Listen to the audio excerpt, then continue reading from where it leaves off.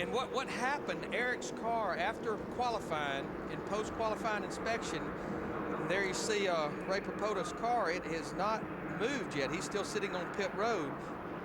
Ray, what's going on? Well, Larry, basically they've just said there's no power. They're not quite sure exactly what it is. He said he switched over the other ignition box, nothing, but it just absolutely won't fire at all. And so the crew's going to try to see if they can find out what it is, but so far, no idea. Just no power on the instigator. And certainly I would question, is this a product of changing the engine without getting any practice on it? That would be so sad if he cannot start this race. Because he definitely had high hopes after talking to him the other day. He was just really ecstatic how well the car was running. He felt comfortable in it. The car was good and balanced, and I think he would have probably had a pretty good run, especially if he could have hooked on to Eric Wilson. Well, perhaps he'll be able to start from pit lane after they drop the green. We were talking about Eric Wilson, who originally sat on the pole. What happened is he had some panels under the rear of the car that did not meet the specifications of this series, and after qualifying they found them and they disallowed his time. But I'm going to tell you what, I'm going to go back to the zero, Ray Propota's car. I just wonder, there's a, you know, everybody has switches on their steering wheel. You just wonder, has he hit that kill switch that you have to run? Good point. I've seen a lot of veteran drivers do that. You know, when they spin out or have a problem, they'll bump it by accident or even down on pit road from time to time. So hopefully that team right there will get a chance to call him and say, Ray, reset. Try to reset your kill switch, and that may make this thing crank back up and go again. You saw that 22 of Wally Leatherwood. More on that later with the Smoky Eunuch paint job, as it's 55 degrees here in Daytona. Track temperature 76.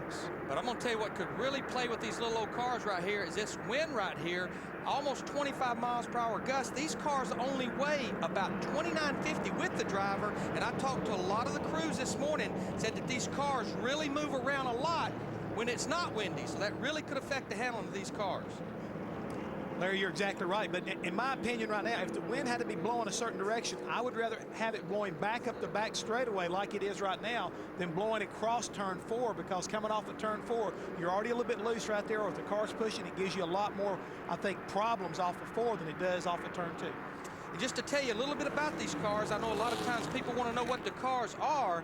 They have 6 cylinders, engines with 350 carburetors, and they do have a restrictor plate on them, an inch and a 16th, and they make about 260 horsepower. The wheelbase is 100 inches, and the fuel cell holds 8 gallons. Most of these teams will have to make 2 pit stops. How about it, Steve? Well, Larry, Jeff Hammond mentioned the Hobgood name. That's one of the most famous names in this series. Father Will, one of the all-time series win leaders. But Jake Hobgood in the 64 had terrible luck yesterday after the final practice, was pulling down off of turn 4 onto pit road. When the wrecker pulled out in front of him, it damaged the left front of the car. Jake worked on it in his uniform in the afternoon to get it repaired. He was laughing about it this morning, but he wasn't very happy about it yesterday. Ray Dunlap.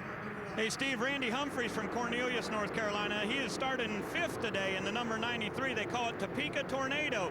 But Randy has not felt good for the last 3 days. As a matter of fact, yesterday he spent most of the day in the care center taking on fluids. He's got a bad case of the flu. So they asked Johnny Chapman to get in the car and give it a few laps around the track.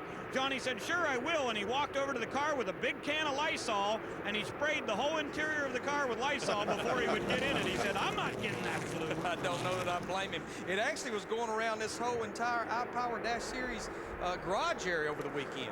I'll give you one better than that. Old DW was laying down his bus the other day. He wasn't feeling too good either. Pace car is in. We're set to go racing for 60 laps, 150 miles. The inaugural Dash Series race under the IPOWER sanction is underway. Danny Bagwell inside front row.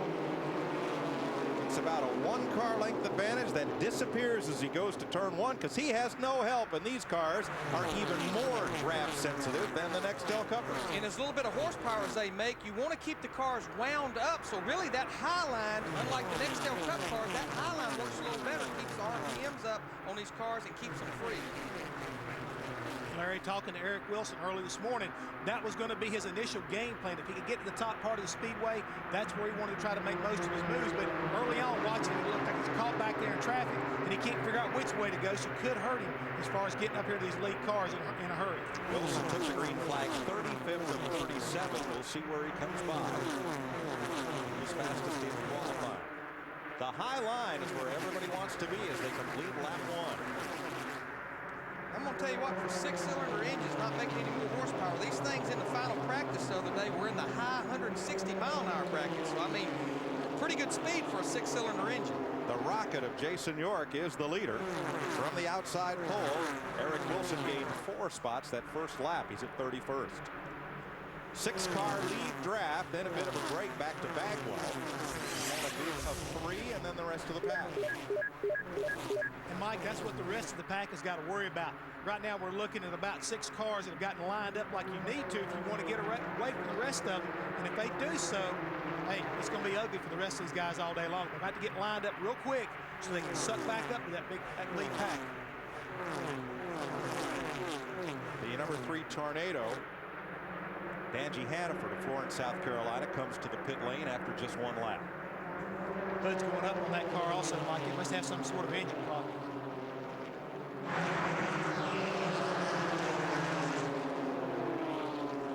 You mentioned this is a 60-lap race. A lot of these teams told me this morning they could run somewhere between 25 and 30 laps. A lot of them very marginal on making this race in one stop. But they really won't need to change tires, but they will need fuel. Ray, I believe you're with Ray. Yes, I am, Larry. It's Ray Dunlap with Ray Propoda. And Ray, so much work goes into getting ready for this. What in the world's got you behind the wall before the green? Hey, it looks like we've got a bad battery.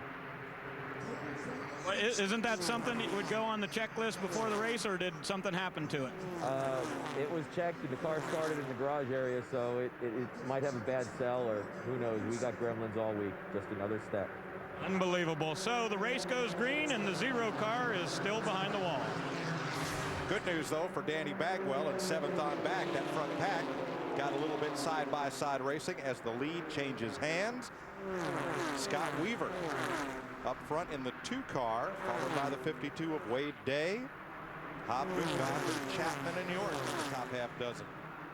I like that 5th and 6th place car, the Bandit and the Rocket. That just sounds like race cars.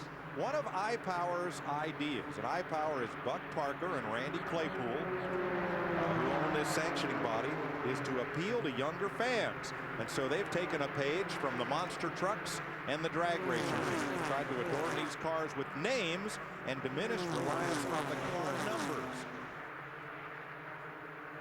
Mike, we're talking about the Patriot and the Bandit. Guy that right there running in 4th place, Jay Godley, is the rifle. Believe it or not, he's a kid from Charlotte, North Carolina, being sponsored by Ward Burton and his Wildlife Federation deal. And it's really, you know, it's kind of unique. He's kind of hooked up with these guys. Probably the most unusual part of that whole team is the fact they've got veteran crew chief Richard Broom working for them. He's worked for Rick Hendrick for a long time, and he actually also built the engine in that car. I think he was the crew chief for Ken Schrader when he set on 3 consecutive poles for the Daytona 500 back in the late 80s. Things pretty dicey there in the 3rd pack. It's a 10-car breakaway, then 3, then this knot of cars racing from about 16th on back. The back of that pack, Eric Wilson, who's up to 23rd. Scott Weaver pulls them around Daytona International Speedway as they come by to complete lap 5.